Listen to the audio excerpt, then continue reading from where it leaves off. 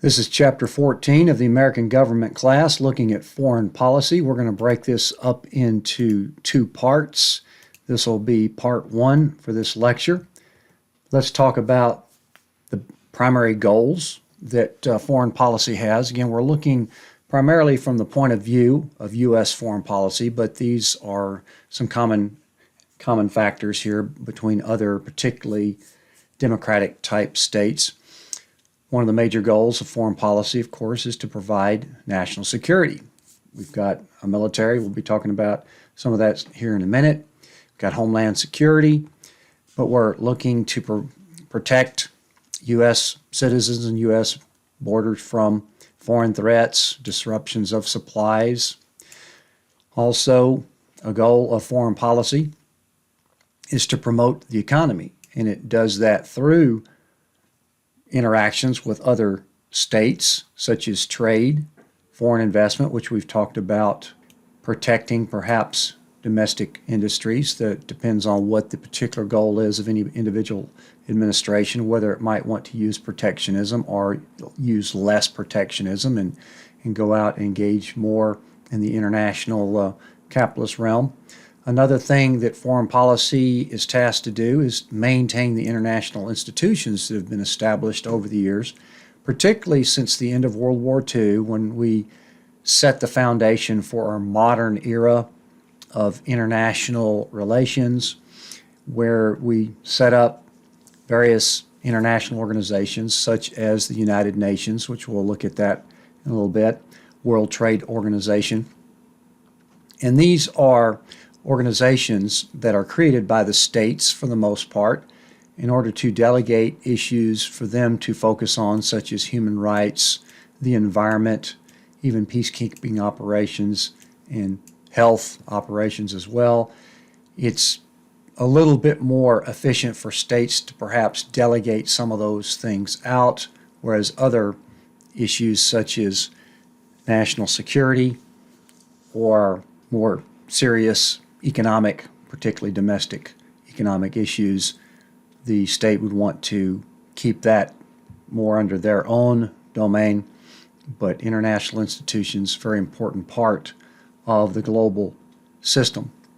With respect to where foreign policy originates, particularly in the United States, the Constitution sets it up where the President's office is responsible for initiating foreign policy and somewhat maintaining that on a regular basis. We'll look at some of the conflicts here in a minute between Congress and the President, but the Constitution lays it out. The President is Commander-in-Chief of the Armed Forces, which of course is tasked with protecting us from foreign threats.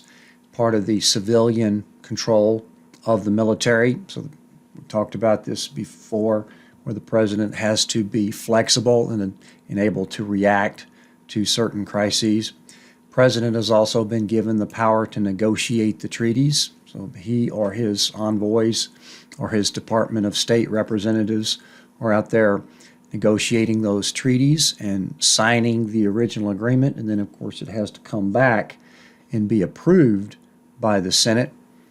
The President also has, according to the Constitution, appointment power, which includes a lot of government officials that deal with foreign policy, particularly in Homeland Security or the Defense Department, and particularly the State Department.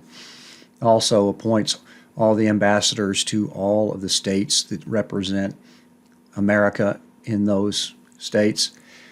Early on, the United States had what you might call somewhat of a unilateral type of foreign policy, and this was somewhat influenced very early on because of the entanglements that we were involved in at our founding, particularly with Britain, and then very early on, even under Washington's administration, there was conflicts between Britain and France. And Washington's farewell address kind of set the tone that lasted for a long time. Washington advised that we should steer clear of permanent alliances with any portion of the foreign world. There's a lot of stuff going on out there, might be worth focusing on our own development in internal security. And that did have a fairly long-standing influence as far as maintaining that tone. It wasn't really until the late 1800s, this is just a little timeline that I got from another textbook. It wasn't until the late 1800s to where we really started to get involved militarily in other countries, primarily the Spanish-American War, which was, we see a lot of these conflicts here, even the intervention in China. We were starting to have a little bit of an imperialist tendency. We were looking at the empires of Britain and France, and that even Germany. So the United States was probably feeling a little bit left behind, that, well, we've got these other interests opening up, particularly in Asia and China and Japan.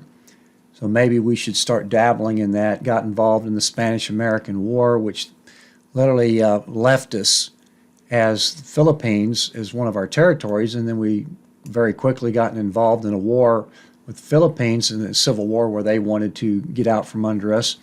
So it didn't go very well. We had numerous interventions in that period, primarily prior to World War I, some imperialist type of interventions, and then after World War I, that was downplayed quite a bit.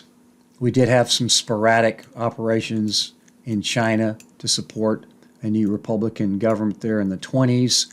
We were quite isolationist in the 20s and the 30s, and it wasn't until December 7th, 1941, until that literally changed overnight, got involved into World War II. So obviously we could talk for hours about these conflicts, World War II, Korean War. But what I want to focus on here for just a few minutes is the aftermath of World War II, where we were trying to come together and set the tone for a world that's going to be a little bit more coordinated and organized. So we set up the United Nations, the winners of World War II, established the Security Council.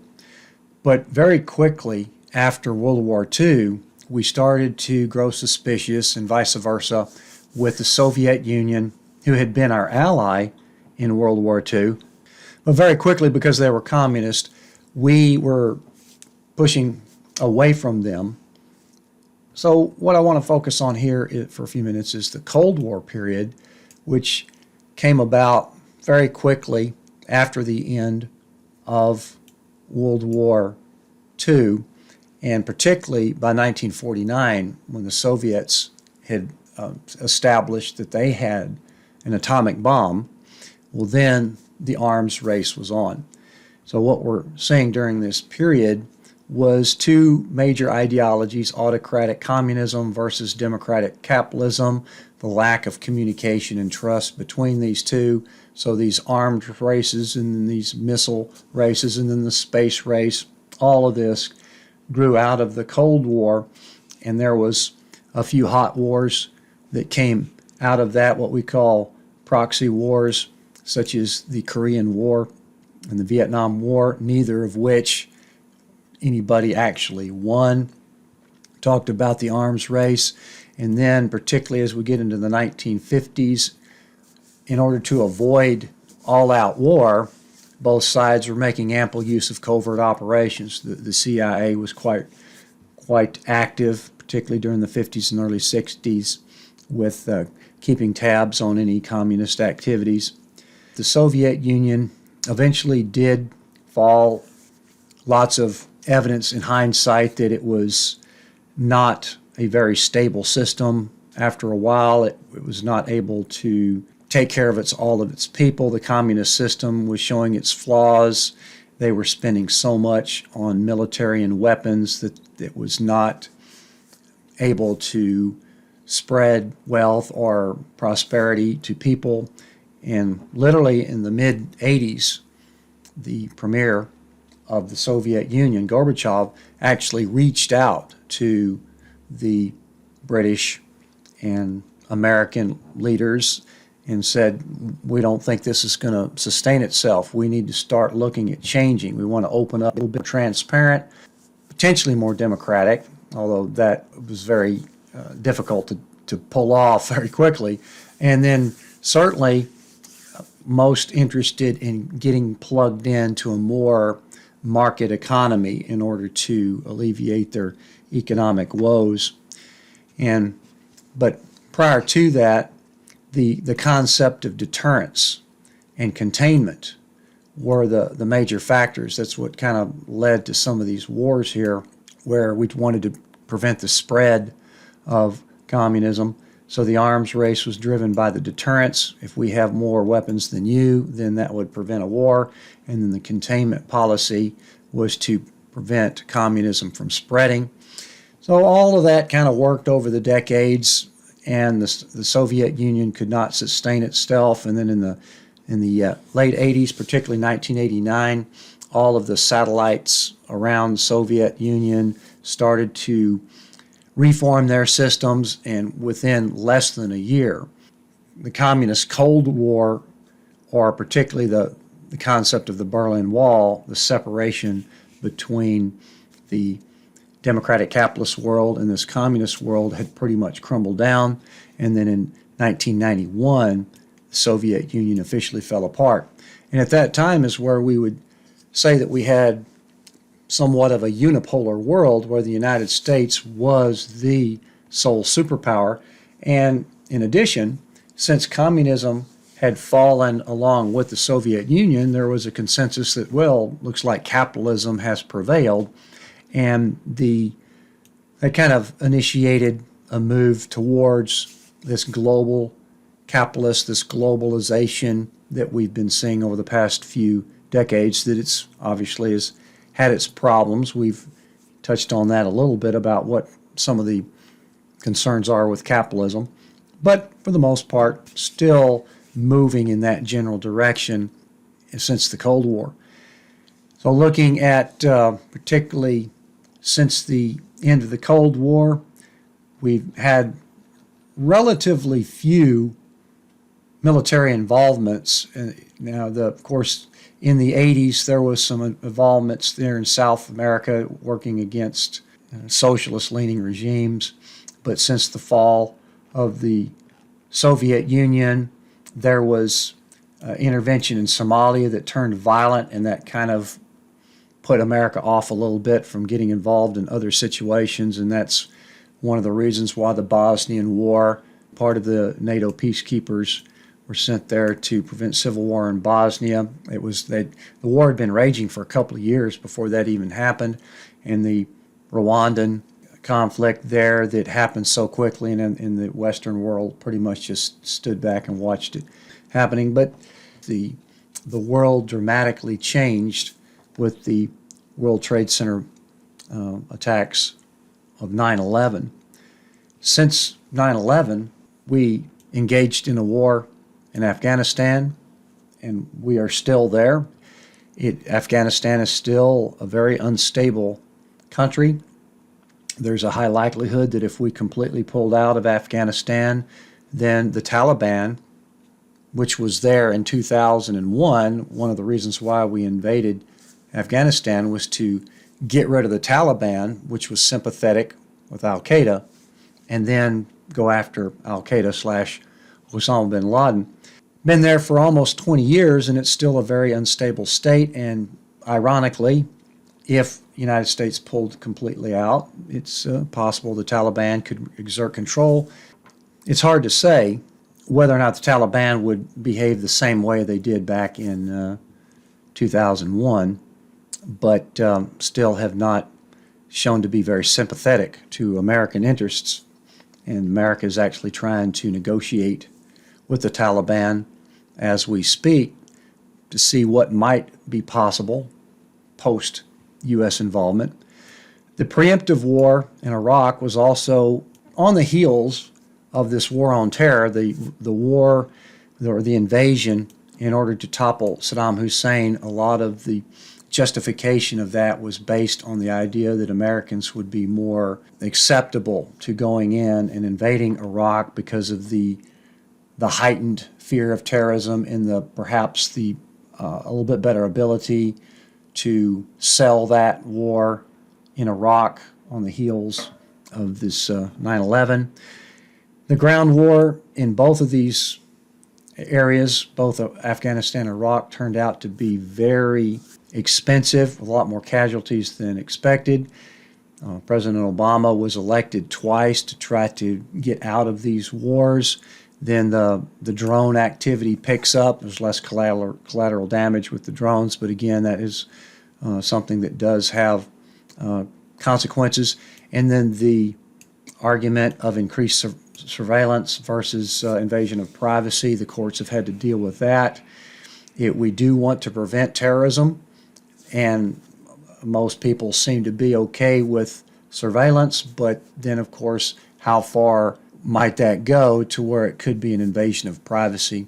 And then we're still dealing with how to approach the continuing effects of the war on terror, or some of the other Middle East involvements such as Syria, or the potential of the rise of ISIS in various other regions of the world.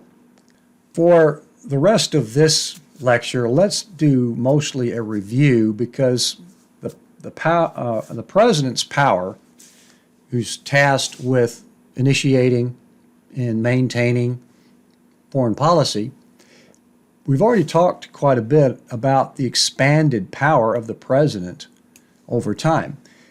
And since we are talking about foreign policy here, much of this expanded power has to do with foreign policy, as we'll review particularly three major reasons as to how the president's power has expanded over the past several decades. One of which we've already talked about was the blanket resolutions, where Congress gives the president an authorization to use military force.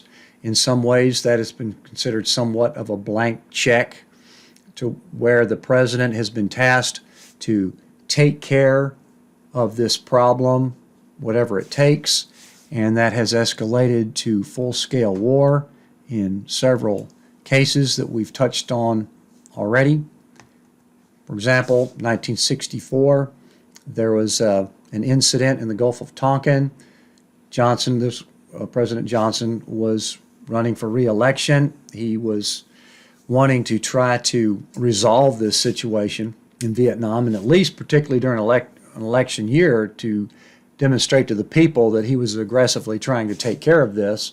And the Gulf of Tonkin resolution gave him overwhelming authority to take care of that problem in Vietnam, and it escalated into a very, very disastrous Vietnam War, where 58,000 American soldiers were eventually killed by the time we got out of Vietnam in 73 or so.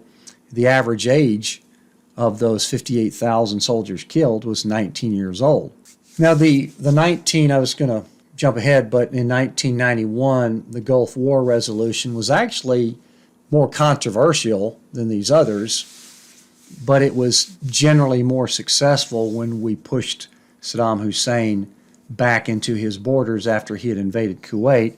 But what we see is that a decade later, on the heels of 9/11, the Bush administration was looking to go back and take care of what the first Bush administration may not have finished.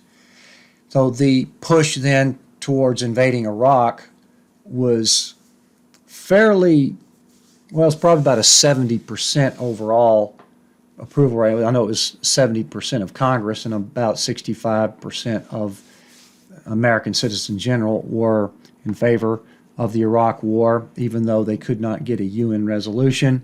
That one, as I've already said, did not turn out very well. Mixed results. It did get rid of Saddam Hussein, but it was a lot more expensive and a lot more casualties than what was expected. Also, it stirred up the Sunni versus Shia divide of Islam, which has been very conflictual ever since. Got caught in that civil war and then that has spread to other states. Now, 2001 War on Terror resolution was kind of what started that, and that was almost unanimous, particularly in the aftermath of 9/11. Within a couple of weeks, it was virtually unanimous that we would go to Afghanistan to try to take care of the terrorist problem, resulted in the Afghanistan war, which lingered for several years and we're still there with no real satisfying conclusion in sight. And because of the reluctance of Congress to go back and look at these conflicts and perhaps come up with new resolutions, 3 presidents now have actually used this same War on Terror resolution to look at other conflicts such as Syria and Yemen and potentially some others. So the president has gathered quite a bit of power over the years through this concept of a authorization to use military force, which we're calling blanket resolutions here. They're literally delegating, without declaring war, delegating a president to take care of problem, and that's giving him considerable power to potentially escalate it into full war. And of course that could creep up on you, but when you're trying to solve a problem and you're trying to win this situation, whatever that means, and it's harder to win wars in today's world, then it could just continuously to get worse. After the Vietnam War, Congress actually came back in and says, well, maybe we need to rethink this and try to take a little bit of power away from the president on that. And they passed what was called the War Powers Resolution in 1973, which they set strict conditions for war, fairly logical there. The president has to consult with Congress before sending troops. Troops deployed no more than 60 days, and the Congress can withdraw the troops. Now let's address these very briefly. The president can do lots of things before sending actual troops. He can send what are called advisors or reconnaissance, even engineers, even lots of personnel that is backed up by a lot of military equipment that he doesn't necessarily have to call troops. So this one is fairly easy to get around, can do a lot of mobilization before notifying Congress that he's sending military troops. The troops deployed no more than 60 days. This one is somewhat impractical because let's just say you are mobilizing for a potential conflict and you're spending a lot of money sending thousands, perhaps 500,000 troops, and you're building airfields and you're building barracks and you're shipping over half tracks on aircraft carriers. And then in 60 days, after all that massive amount of mobilization and manpower and expense, and Congress says, okay, bring it all back. That's not likely to happen. So this one is somewhat impractical. This provision right here, however, is what killed this whole resolution. Congress put in there that, yes, if we do not like how it's going, we can withdraw troops.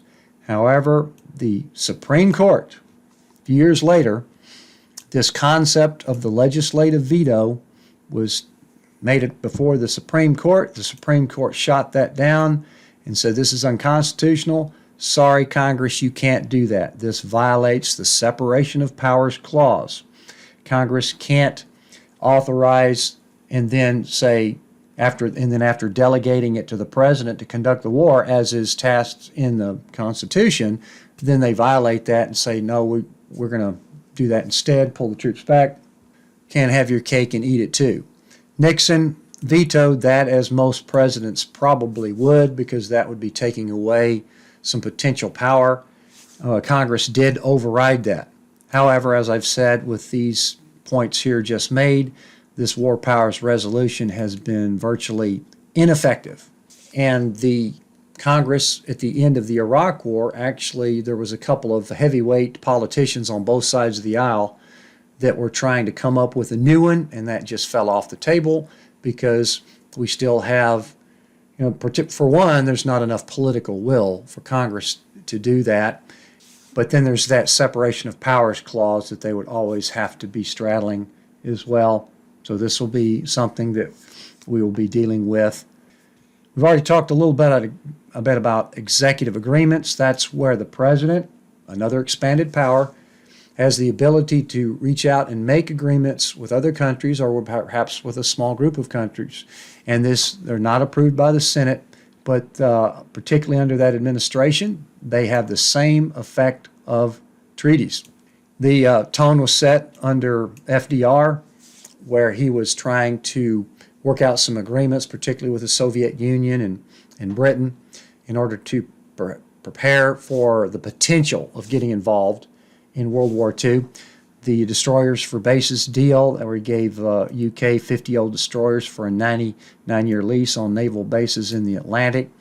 And so the president was pretty much set. The court went to the Supreme Court, and the Supreme Court, on a previous agreement with Soviet Union, the Supreme Court ruled in favor of the president, saying that the president has to have the flexibility to make these agreements. So that pretty much set the tone, and now almost all international agreements are these executive agreements because there's just too much polarization in the Senate for them to come up with a 2/3 of approval on a treaty, and even something such as the Paris Accords, which would technically have been a treaty, but Obama knew that the Senate would not approve that, so he just makes it an agreement, and then the next president comes in, can tear that agreement up. If that agreement, such as the Paris Accords, had been taken to the Senate and the Senate had approved that into law, well, then the subsequent president could not do that.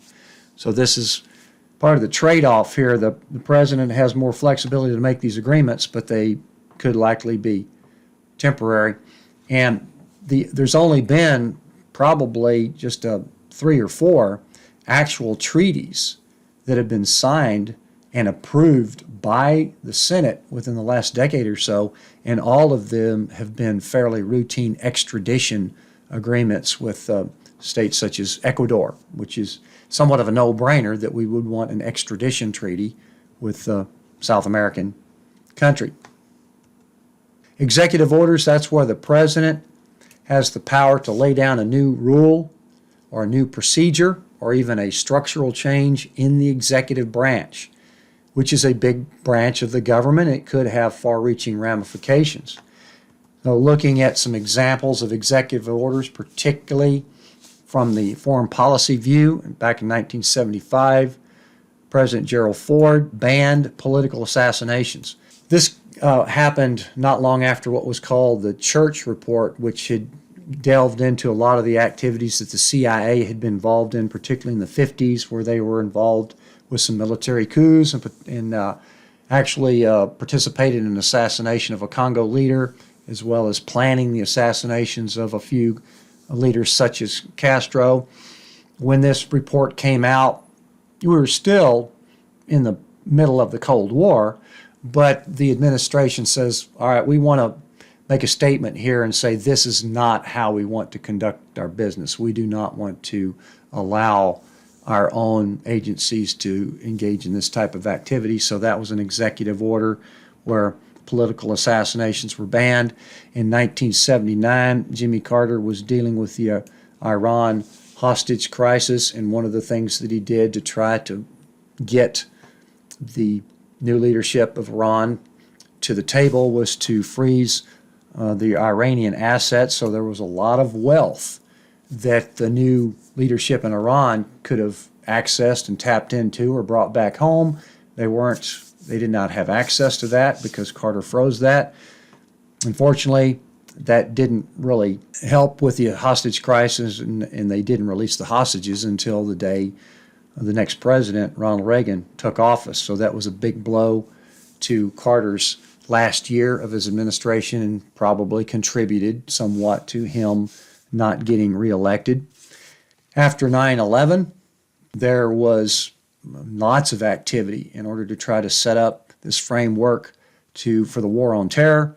And President George W. Bush in 2002 established through an executive order, the Office of Homeland Security. And the leader of that group fairly quickly was saying that he might not have enough power if it was just an executive office of the president, just an internal office where he was advising the president. So in 2003, Congress actually established the Department of Homeland Security, which is one of the 15 cabinet-level departments that we saw earlier in class. But it started off as an executive order under Bush. So that's a review of those three major expanded powers of the president that we've already talked about before. I wanted to go over them again because they're most applicable here to foreign policy. Executive orders under the Trump administration include sanctions against North Korea, Venezuela, Iran, Syria. And in the next part, we'll actually talk a little bit more about sanctions as one of these tools of foreign policy.